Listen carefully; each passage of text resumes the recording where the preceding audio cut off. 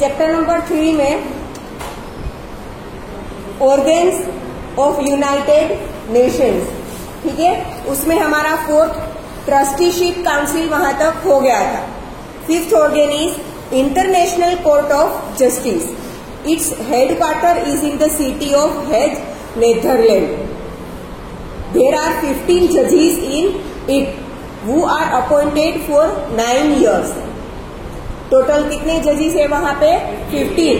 वो अलग अलग कंट्रीज के होंगे, ठीक है, और कितने साल के लिए है वो? 9 इयर्स के लिए। मतलब आफ्टर 9 इयर्स वो चेंज हो जाएंगे, फिर से 9 इयर्स तक वही रहेंगे, फिर से चेंज हो जाएंगे, ठीक है। जैसे एवरी 5 ईयर गवर्नमेंट चेंज होती है, वैसे ये जजेस कैसे होंगे? Every 9 year.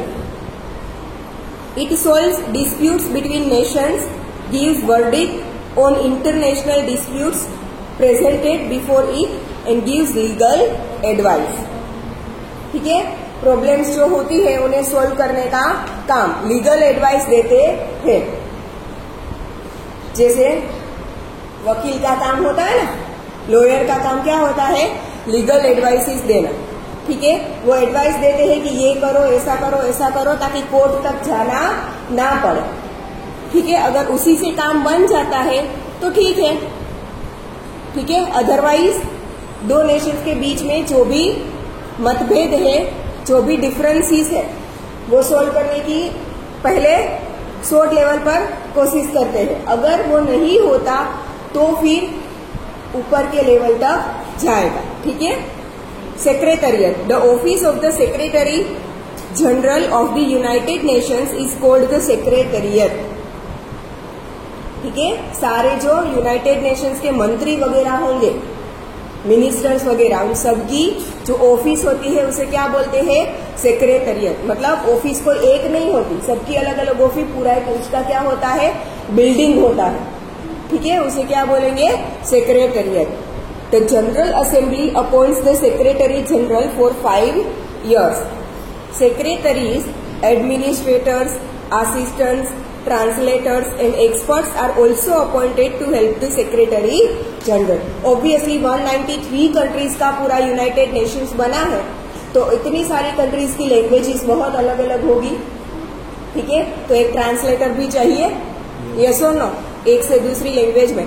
जो यहाँ पे जनरल सेक्रेटरी बना होगा उसे सारी की सारी लैंग्वेजेस तो ऑब्वियसली किसी को नहीं आती, ठीक है ना। तो वो क्या करते हैं? अलग अलग ट्रांसलेटर्स रखते हो। ट्रांसलेटर्स को भी सारी लैंग्वेजेस नहीं आती। कोई ऐसा इंसान है जिसे हिंदी और चाइनीज आती है, तो जब इंडिया के और चाइना के लोग बैठेंगे तब वो बाजू में बैठेगा, ट्रांसलेट करके देगा, ठीक है। कोई ऐसा है कि जिसे फ्रेंच आती हो और हिंदी आती हो, तो फ्रेंच और हिंदी में कम्युनिकेट करेगा, ठीक है। तो अलग अलग ट्रांसलेटर्स भी उसके लिए रखे जाते हैं। तो ये सारे इंसान, उसकी सेक्रेटरीज, उसके एडमिनिस्ट्रेटर्स, उसके ट्रांसलेटर्स, सब वहीं पे उसके साथ रहते हैं। तो the secretariat is situated in New York. The United Nations has constantly been making efforts to establish world peace, world unity and to achieve the dream of universal brotherhood, ठीक है। ये यूनाइटेड नेशंस का क्या है? मोटो है। वर्ल्ड पीस मेंटेन करना, world security maintain करना and world wide brotherhood maintain करना, ठीक है। इसी के साथ चैप्टर नंबर 3 हमारा ओवर होता है। अब हम स्टार्ट करेंगे चैप्टर नंबर 13।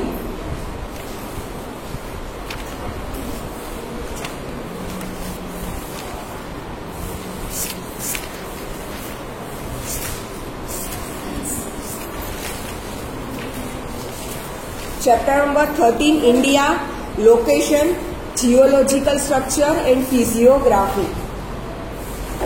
वर्ल्ड में अर्थ पर इंडिया का लोकेशन क्या है, उसके सीजन्स वगैरह के बारे में, geological structure and physiography. India holds a unique position among the countries of the world. India is a country having largest democracy and its culture is one of the oldest in the world। हमें पता है सिंधु खीणनी संस्कृति गुजराती में कहीए छीए આપણે, and English में क्या बोलते हैं उसे? वो सिंध नदी सबसे पुरानी हमारी संस्कृति, आप लोगों ने मोहनजोदाड़ो एंड हड़प्पा, हाँ Indus valley civilisation, Indus valley civilisation सबसे पुरानी हमारी संस्कृति है, ठीक है। तो India culture is one of the oldest in the world. तो इंडियन कल्चर क्या है, वर्ल्ड का सबसे ओल्डेस्ट है और हमारी कंट्री वर्ल्ड में सबसे यूनिक है, ठीक है। India is a country having largest democracy. Democratic country बहुत सारी है पर सबसे लार्जेस्ट डेमोक्रेसी कौन है, इंडिया। एरिया वाइज देखे तो सबसे लार्ज कंट्री क्या आएगा, चाइना, ठीक है। पॉपुलेशन वाइज देखे तो भी चाइना है पर वो डेमोक्रेटिक कंट्री नहीं है। हाँ लैंड के वाइज रशिया आएगा पर according to civilisation population, according to population China सबसे बड़ी है बट वो डेमोक्रेटिक कंट्री नहीं है। तो इंडिया सबसे बड़ी डेमोक्रेटिक कंट्री है। It has the largest democracy in the world.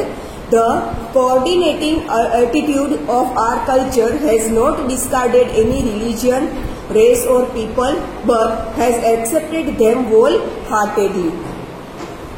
हमारा जो कल्चर है उसने किसी भी रिलीजियन के लोगों को डिस्कार्ड नहीं किया है, सब हमारे यहाँ वेलकम है, ठीक है। And accepted them wholeheartedly. Thus impartiality towards all religions, people and races is the peculiar characteristic of India. That is why India has become a cultural confluence. 14.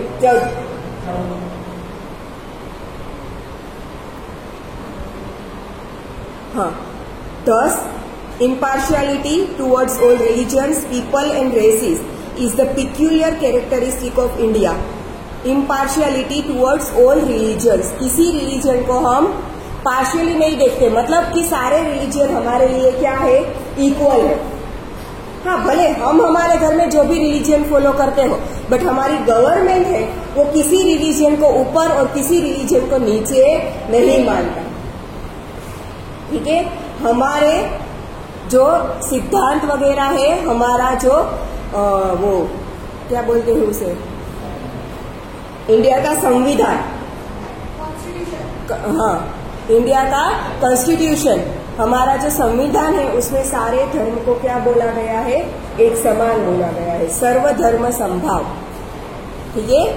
तो thus impartiality towards all religious people and races is the peculiar characteristic of India. वो हमारी सबसे बड़ी characteristic है। That is why India has become a cultural confluence. Cultural confluence मतलब कि बहुत सारे कल्चर हमारे यहाँ पे फॉलो किए जाते हैं, ठीक है। सारे रिलीजन के लोग अपने अपने कल्चर के हिसाब से अपने अपने फेस्टिवल्स मनाते हैं, किसी को रोका नहीं जाता, ठीक है। सारे अपने कितने सारे कल्चर हैं आप सोचो, लोगों का पहनावा, सबके ड्रेसेस भी अलग अलग है, सबके फेस्टिवल्स भी अलग अलग है, सबकी लैंग्वेजेस भी अलग अलग है। Even though many natural and man-induced disasters have taken place, India has consistently continued her progress. बहुत सारे नेचुरल डिजास्टर्स भी आए, मैन मेड डिजास्टर भी आए, फिर भी इंडिया ने अपना प्रोग्रेस क्या किया है, कंटिन्यू किया है, ठीक है। The geographical conditions have contributed immensely towards the development and progress of Indian culture. Geographical conditions, ठीक है। कहीं पे डेजर्ट है तो कहीं पे क्या है, हिमालय है एकदम ठंडा, तो कहीं पे जैसे साउथर्न एरिया है वहां पे रेन बहुत ज्यादा होता है, ठीक है। हमारा ईस्टर्न पार्ट है मेघालय, मणिपुर, नागालैंड, ठीक है। ये सारे जो स्टेट्स है वहां पे बारिश बहुत ज्यादा होती है, पहाड़ी एरिया है, तो ये जियोग्राफिकल डिफरेंसेस बहुत सारे हैं, ठीक है। इन सब की वजह से इंडिया का डेवलपमेंट बहुत अच्छे से हो रहा है, क्योंकि जो भी एरिया से जो चाहिए वो इजीली मिल जाएगा, ठीक है। He contributed immensely towards the development and progress of Indian culture. India, location, size and area. Exactly location India का कहाँ पे है, इंडिया की एरिया वाइज साइज कितनी है, और ना geographically India lies in the northern hemisphere. Northern hemisphere, पूरे जो अर्थ है उसे 2 हेमिस्फीयर में डिवाइड किया गया है। 2 हेमिस्फीयर में डिवाइड करना मतलब कि बीच में से पूरी एक लाइन बनाना। ऐसे जनरली देखें तो रियल में ऐसे लाइन बनाई नहीं गई है, ये क्या है, अज्यूम की गई है लाइन, इमेजिनरी लाइन बनाई गई है। तो 2 हेमिस्फीयर में पूरा अर्थ को डिवाइड किया गया है, एक नॉर्थर्न हेमिस्फीयर, दूसरा साउथर्न हेमिस्फीयर। तो इंडिया किस में आता है, नॉर्दर्न हेमिस्फीयर में आता है, ठीक है। Lies in the northern hemisphere, it extends up to the southern part of Asian continent. फिर पूरे एशिया है, उसमें भी नॉर्थ एशिया और साउथ एशिया होगा।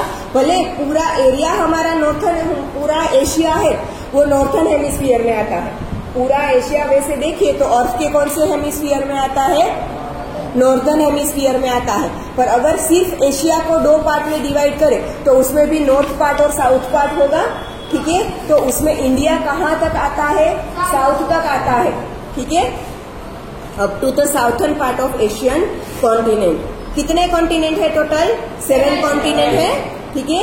The span of the mainland of India extends from 8.4 to 37.6 north latitudes and from, इसे कैसे पढ़ा जाता है, 8 डिग्री 4 इंचीज, ठीक है, and 37 degree 6 inches north latitude and from 68 degree 7 inches to 97 degree 25 inches east longitudes, ठीक है। ये लेटीट्यूड्स एंड लॉन्गिट्यूड्स पता है क्या है, पूरा अर्थ, ये पूरा अर्थ है, ठीक है। ऑब्वियसली उसके 2 पोल ऐसे हैं, थोड़े टेढ़े, थोड़े टिल्टेड है, ठीक है। तो पूरी अर्थ को यहाँ पे बीच में से एक लाइन बना सकते हैं, वो इमेजिनरी बनाने की जरूरत नहीं है। अर्थ में रियल में वो नहीं है, बट वो ऑलरेडी हम उसे पोल से करें तो बीच में हम बना सकते हैं ना, ठीक है। तो उसका जो ऊपर का पार्ट है उसे लेटीट्यूड बोलते हैं और नीचे का पार्ट है उसे क्या बोलते हैं, लॉन्गिट्यूड्स बोलते हैं, ठीक है। तो नॉर्थ में लेटीट्यूड्स, साउथ में लेटीट्यूड, नॉर्थ में लॉन्गिट्यूड्स और साउथ में लॉन्गिट्यूड्स, ठीक है। ऐसे उसके क्या दिए हैं, लोकेशंस दिए हैं। The tropic of cancer which is located at 23 degree 5 inches north latitude and divides the country into 2 parts, ठीक है। अर्थ के मिडल में से कैंसर, अलग अलग लाइंस के नाम दिए हैं। जो कैंसर है वो कहाँ पे, एकदम अर्थ के, इंडिया के बीच में से पास होता है, ठीक है।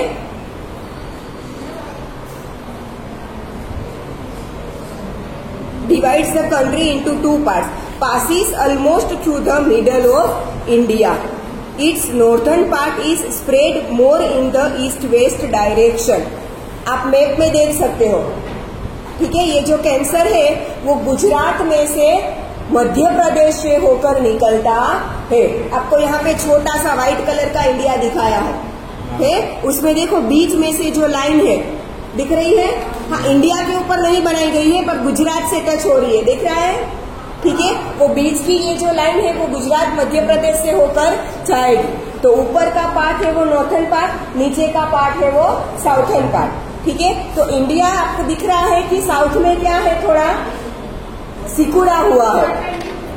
साउथ में नीचे का पार्ट क्या है, सिकुड़ा हुआ है इंडिया का, और ऊपर का स्प्रेड है। तो जो नॉर्थ पार्ट है वो थोड़ा क्या है, स्प्रेड है। यही लाइन है, ये देखो, passes almost to the middle of India. Its northern part is spread more in the east-west direction. East और वेस्ट दोनों डायरेक्शन में वो नॉर्थर्न पार्ट है वो क्या है, स्प्रेड हुआ है, ठीक है। Now the great plains and the Himalayan mountain systems are located in this part. Great plains मतलब कि सपाट मैदान जिसे हम बोलते हैं, ठीक है, वो भी, और बड़े हिमालय के जो सबसे बड़े माउंटेन्स है वो भी नॉर्थन पार्ट में ही आते हैं। हाँ, तो area to the south of tropic of cancer has a triangular shape and tapers towards the south है।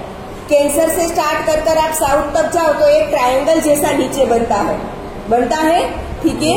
This is basically a part of the peninsular प्लेटो। पूरी अर्थ अलग अलग प्लेट्स में डिवाइडेड है, पता है आपको, ठीक है। जब वो प्लेट्स थोड़ी बहुत हिलती है तभी अर्थक्वेक आता है। अर्थक्वेक बहुत सारे रीजंस है अर्थक्वेक आने के, पर वन ऑफ द रीजंस क्या है, वो प्लेट का थोड़ा बहुत हिलना, ठीक है। तो ये जो इंडिया का साउथर्न पार्ट है वो कौन सी प्लेट पर है, पेनिनसुलर प्लेट। अलग अलग प्लेट्स के जो अर्थ पूरी है वो प्लेट्स में डिवाइडेड है, उसमें से एक प्लेट है पेनिनसुलर प्लेटो, ठीक है। साउथर्न एरिया अर्थ का इंडिया का उस पर आता है। It includes the eastern coastal plains and the narrow western coastal plains, ठीक है। Now the latitudinal as well as Bharat, the latitudinal as well as extents of India are almost equal, which is about 30 degree. The length between Kashmir to Kanyakumari is 3,214 kilometer and the width from Gujarat to Arunachal Pradesh is 2,933 kilometers. Length wise देखे तो ऊपर कश्मीर से लेकर नीचे south में कन्याकुमारी तक उसका कितना है, 3,214 किलोमीटर। और वेस्ट टू ईस्ट देखे तो गुजरात में कच्छ से लेकर अरुणाचल प्रदेश तक 2,933 kilometre. There is a difference of 2 hours in the local times between the two extreme places, starting from Gujarat in the west up to Arunachal Pradesh in the east due to the longitudinal differences, ठीक है। अर्थ के सन के race, जब sun sign होता है तब सबसे पहले रेस कहाँ पे दिखेंगे, अरुणाचल प्रदेश में, क्योंकि वो ईस्टर्न पार्ट है, ठीक है। धीरे धीरे सन के रेज ऊपर आते जाएंगे और जब तक गुजरात में लास्ट तक दिखेंगे उसमें कितने आवर्स का डिफरेंस है, 2 hours का डिफरेंस है, ठीक है। When it is sunrise in Arunachal Pradesh, it is still night time in Gujarat. The standard meridian of India is 82 degree 30 minute east longitude. Standard meridian मतलब कि ये 82 डिग्री 30 मिनट जो longitude है वहां पे स्टैंडर्ड टाइम हमारा, तब वहां पे जब सनराइज पहुंचेंगे उसे क्या बोलेंगे, मॉर्निंग बोलेंगे, सनराइज बोलेंगे, ठीक है। तो वहां से हमारा एग्जैक्ट टाइमिंग शुरू होता है और वही टाइम पूरे इंडिया में फॉलो किया जाता है, ठीक है। It passes through 5 states. Its local time is accepted as the standard time of India, ठीक है। नाउ देखो यहाँ पे डिस्टेंस दिया है, गुजरात के कच्छ से लेकर अरुणाचल प्रदेश का डिस्टेंस 2,933 किलोमीटर और ऊपर कश्मीर से लेकर नीचे कन्याकुमारी तक 3,214 किलोमीटर। ऊपर दिया है 37 डिग्री 6 इंचीज कश्मीर का लैटिट्यूड, ठीक है, और नीचे 8 डिग्री 4 इंचीज कन्याकुमारी का लॉन्गिट्यूड, ठीक है। फिर यहाँ पे लेटिट्यूड 97 डिग्री 25 इंचीज और यहाँ पे लॉन्गिट्यूड 68 डिग्री 7 इंचीज, ठीक है। Now total area of India is 32.8 lakh square kilometre. देखो ये नंबर्स याद रखने हैं, हाँ 1 मार्क में आ सकते हैं, ठीक है। लेटिट्यूड्स, लॉन्गिट्यूड्स, उसके किलोमीटर्स, टोटल एरिया कितना है 32.8 लाख स्क्वायर किलोमीटर, ठीक है। And India ranks 7th in the world in terms of area. Area wise India का नंबर कौन सा है, 7th नंबर, ठीक है। Other 6 countries larger than India are first, Russia second, Canada third, USA. USA तो पूरा वो कॉन्टिनेंट ही उसमें आ जाता है तो ऑब्वियसली बड़ा ही होगा, ठीक है। 4th China, 5th Brazil and 6th Australia. Australia भी पूरा कॉन्टिनेंट आ जाता है, ठीक है। एंड 7th इंडिया, ठीक है। The land area of India lies in south Asia. Asia के कौन से पार्ट में है, साउथ। ऑब्वियसली एशिया के 4 पार्ट बनाए जाए तो क्या आएगा, east west, north and south. तो एशिया का नीचे का जो साउथ पार्ट है उसमें इंडिया लोकेटेड है, ठीक है। In the north lofty mountain ranges are spread over hundreds of kilometres from west to east direction. India के वेस्ट से लेकर ईस्ट में ऊपर नॉर्थ पार्ट में हिमालय के क्या है, माउंटेन्स है, ठीक है। ऊपर नॉर्थ में वेस्ट से ईस्ट लेकर, हाँ आया समझ में। इंडिया पूरे इंडिया के ईस्ट से वेस्ट लेकर नहीं, पूरे इंडिया का देखे तो गुजरात आएगा, और गुजरात इतना माउंटेन वाला है नहीं, है गिरनार वगैरह है पर इतने बड़े बड़े भी नहीं है, ठीक है। तो इंडिया के नॉर्थ पार्ट का वेस्ट से साउथ में, सॉरी वेस्ट से ईस्ट में लेकर वहां पे क्या है, हिमालयन रेंजेस है, ठीक है। That is why the commuting with Tibet and China is possible only through passes located at high altitude. इसीलिए तिबेट और चाइना के साथ अगर कम्युनिकेट करना हो तो ये माउंटेन्स क्या करने पड़ते हैं, पास करने। ऑब्वियसली अब तो ये इंटरनेट वगैरह पॉसिबल है तो उससे कम्युनिकेट हो जाता है, बट पहले ऐसे हो सकता नहीं था। Bay of Bengal lies to the east, Arabian sea is the west. East में क्या है, बे ऑफ बंगाल, वेस्ट में क्या है, Arabian sea, west and Indian ocean to the south of peninsular India. Peninsular India क्यों बोला गया है साउथ पार्ट को, बिकॉज वो पेनिनसुलर प्लेटो के ऊपर साउथर्न पार्ट है। इंडिया का तो जो साउथर्न पार्ट है वो पेनिनसुलर प्लेटो के ऊपर है, इसीलिए उसे पेनिनसुलर पार्ट बोला गया है। और नीचे पर क्या कौन सा ओशन है, इंडियन ओशन, ठीक है। मतलब कि इंडिया है वो 3 ओशन के साथ कनेक्टेड है। वैसे तो बे ऑफ बंगाल को ओशन नहीं बोल सकते, पर वैसे देखें तो 3 तरफ से वो पानी से घिरा हुआ है, bay of Bengal, Arabian sea और नीचे इंडियन ओशन, ठीक है। The sea is utilized as a waterway.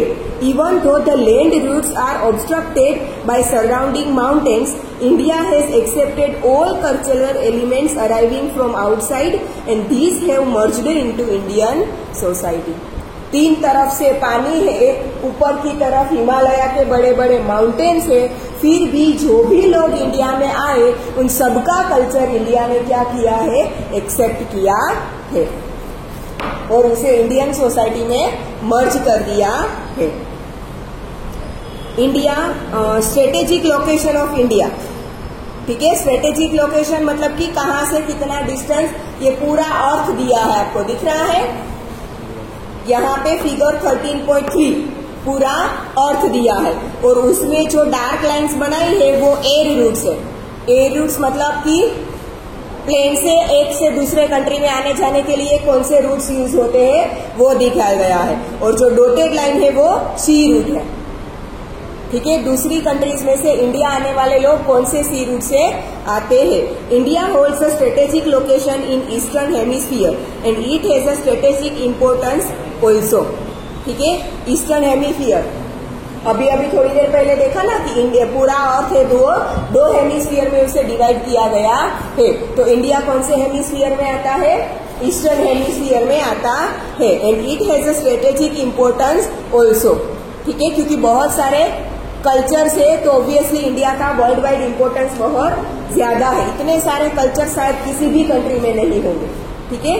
India is in the eastern hemisphere. Oceans have contributed immensely in developing mutual relations in ancient times. Obviously, ancient times में travelling के लिए एक दूसरे countries के साथ transportation के लिए सभी चीजों के लिए कौन से रूट्स यूज होते थे, सी रूट्स यूज होते थे, लैंड रूट्स यूज होते थे, पर दूसरी कंट्रीज में जाना पड़ता है ना, उसके लिए एक कंट्री से दूसरी कंट्री में जाना हो तो बीच में 2-3 कंट्री आती हो तो सबको पास करना पड़ता है, सबके रूल्स फॉलो करने पड़ते हैं। इससे बेटर है सी रूट, और तब एरोप्लेन वगैरह एंशिएंट टाइम में नहीं था जो एयर रूट से चले जाए, ठीक है। तो सी रूट ने एंशिएंट टाइम में इंडिया को बाकी सारी कंट्रीज के साथ कम्युनिकेट करने में, ट्रांसपोर्ट करने में, बिजनेस करने में बहुत मदद की है। India has trade relations with east Africa, west Asia, south Asia and south east Asia since ancient time. Ancient time मतलब कि इंडस वैली के टाइम से इन सारे पार्ट्स के साथ, कंट्रीज के साथ उसका कम्युनिकेशन रहा है। ट्रेड रिलेशंस मतलब कि business relations. India had developed cultural and trade relations with them due to her location.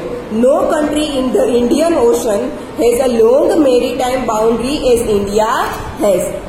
Maritime boundary मतलब कि इतनी सारी बाउंड्री जो ओशन से कवर होती हो। इंडियन ओशन में ऐसा एक भी कंट्री नहीं है जिसकी इतनी सारी बाउंड्री ओशन से कवर होती हो। इंडियन ओशन में नहीं है, हाँ, बाकी तो होगा, पर्टिकुलरली इंडियन ओशन में बोला है, ठीक है।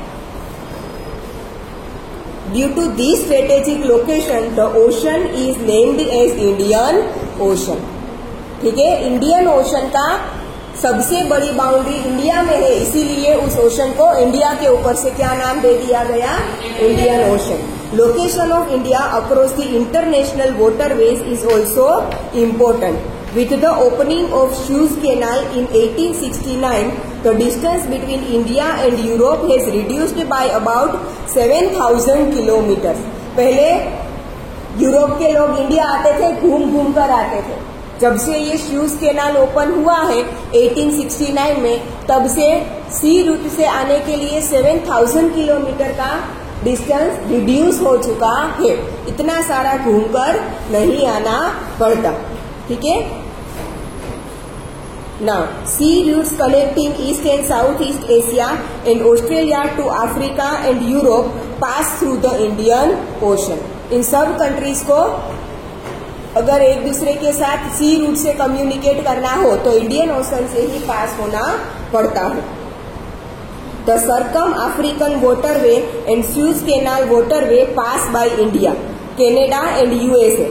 Can be reached through the same waterway via Strait of Malacca and the Pacific Ocean, ठीक है। सी रूट से अगर कनाडा और यूएसए इंडिया को जाना हो तो सूएज कैनाल से होकर waterway via straight of Malacca and the Pacific ocean से जाना पड़ता है, ठीक है। थोड़ा घूम के नीचे से जाना पड़ता है। सऊदी अरेबिया है वो थोड़ा नीचे से घूम के जाना पड़ता, ठीक है।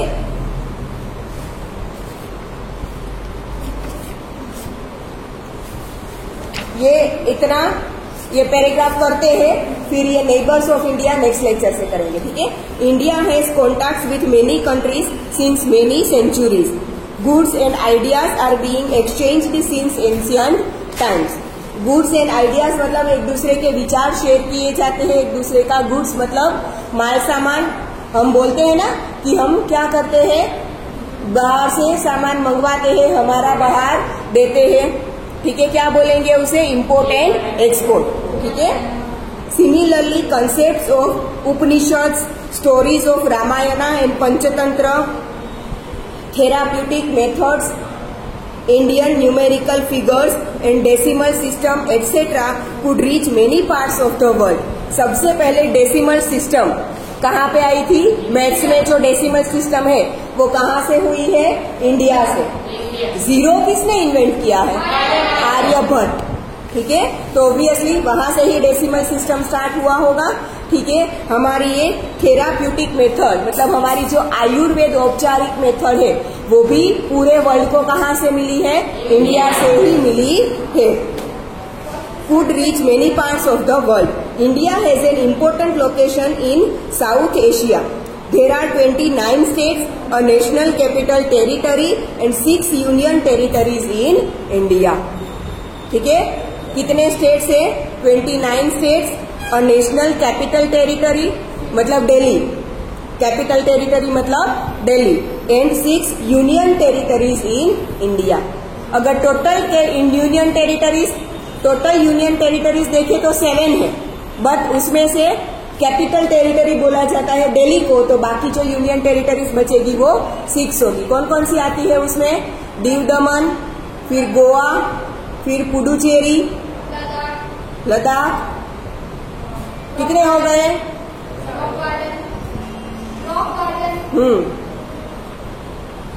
हो गए 6, ठीक है। चलो आज यहाँ तक रखते हैं।